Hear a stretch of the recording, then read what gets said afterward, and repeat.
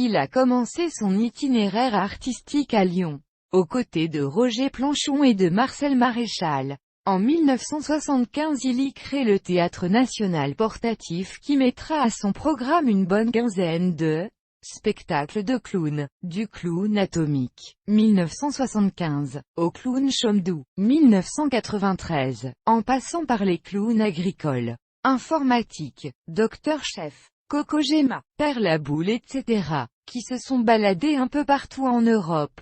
En 1996, il revient à ses premiers amours, les contes, créés pour l'ORTF dans les années 1970, emportant à la scène son grand bal à Saint-Lubin.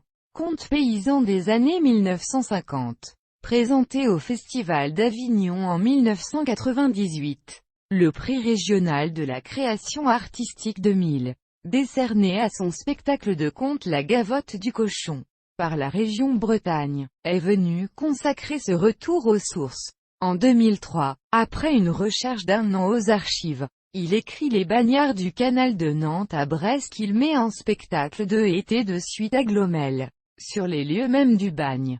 L'ouvrage, déjà vendu à 19 000 exemplaires, vient récemment de sortir en livre de poche. En juin 2005, Keltia Graphique a publié Bagnards en cavale, une sorte de suite aux Bagnards. Il s'agit de la même histoire, mais racontée cette fois du point de vue d'un condamné. Avec son TNP, Théâtre National Portatif, il a monté une adaptation théâtrale de ses ouvrages sur le bagne de Glomel en la jouant sur le toit d'une péniche, sur le canal de Nantes à Brest en 2005, puis sur la Vilaine et la Rance en 2006. Un docu-fiction de 52 minutes a été tourné entre 2008 et 2009 sur ce même sujet pour France 3 par le réalisateur Pierre Mathiot.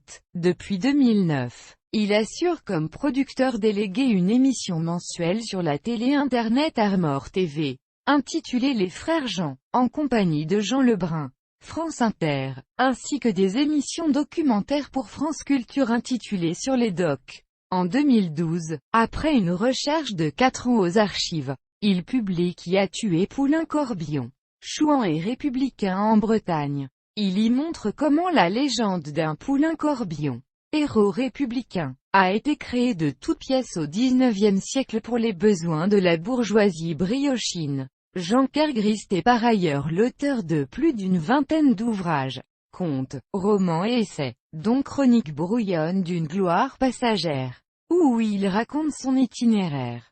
Paru en février 2008 chez Keltia Graphique.